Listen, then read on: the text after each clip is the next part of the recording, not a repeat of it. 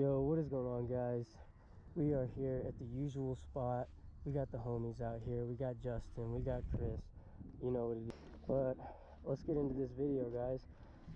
If you're wanting to start off to wheelie, I mean, you're gonna have to have a lot of things in mind when you go to start. We're gonna talk about two different positions today. We're gonna talk about a sit-down wheelie and a staggered wheelie. So let's get into it. So your seating position for a sit-down wheelie, you need to be seated as far back on the seat. This is kind of like your little comfort zone right here. So you're gonna sit your ass up against this. Once you got that, you want to cover the rear brake. You want to make sure your foot's just either sitting on it or just barely above it. You want to know it's there at all times. That's very important. That's going to be your only savior coming back down. The only thing that controls the wheelie when you're up there, because eventually you don't want to be controlling the wheelie with throttle anymore. You want to be controlling it lightly using the rear brake and controlling it in a sense. So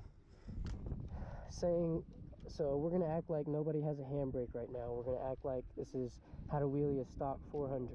Yes, mine is stunted out, but it's going to be basically the same, guys. You're just going to have to rev the bike up a little more if you're on a stock bike. So we'll get into that right now. So clutch work, you want to be 1 finger to 2 finger. I wouldn't recommend 2, but 1, so you can have 3 fingers still on the bar. So 1 finger in the clutch. If you're on a stock 400, the general rule of thumb is going to be 10 miles an hour. Roll up to about 10 miles an hour. Pull in the clutch. Rev it up to about 7,000. Make sure you're seated all the way back. The rear brake is covered. And rev it up to 7K and drop the clutch. Oh yeah, and another thing to remember, guys, let your bike warm up before you start wheeling during the day. It's just gonna make your wheelies more consistent with the RPMs. But eventually you don't want to be to the point to where you're just watching the RPMs to know how much to give it for a wheelie. You want to eventually just know by the sound, by the feel. It'll be like habit, you just know.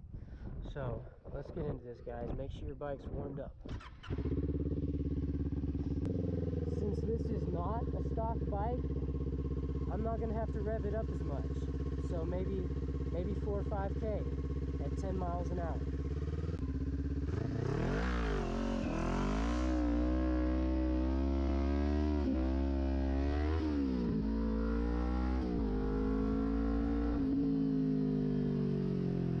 Yeah, the next seating position is going to be a staggered wheelie. For a staggered wheelie, you're going to have your right foot obviously covering the rear brake at all times, you know, considering we don't have a handbrake yet. And you want to have your left foot on the left passenger peg, you know, or your sub cage, or even your seat. You know, you can pick to whatever's comfortable for you. I started off on the peg. That was easiest for me. So it's the same concept, you know. You might not have to rev it up as much because your weight's all the way back here. So you still want to rev it up a little bit, drop the clutch, and pull up, you know. Make sure you're pulling up on the bars. Make sure it's consistent every wheelie, so you get used to consistency, because that's pretty key. So let's do a staggered wheelie for you guys so you guys can see that. Left foot on the passenger bed, right foot on the rear brake.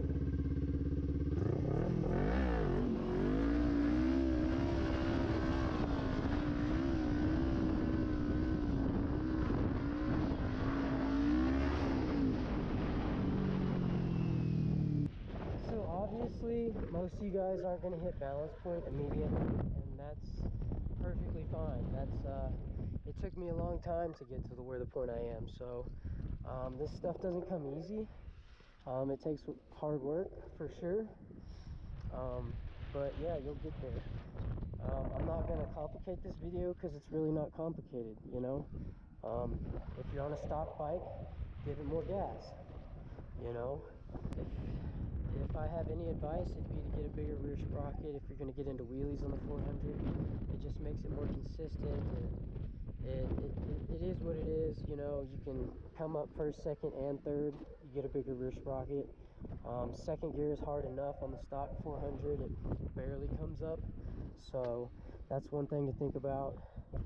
And yeah, I'm not going to overcomplicate it, like I said. Just get out there and get some seat time in. That's the only way we learn, getting some seat time in. So if you guys haven't checked out my Patreon already, make sure to go check it out. Yeah, I'll be doing a lot of exclusive content on there, a lot of tutorials for anything you guys need and anything you guys ask. So yeah, I'm gonna get out of here, guys. Peace.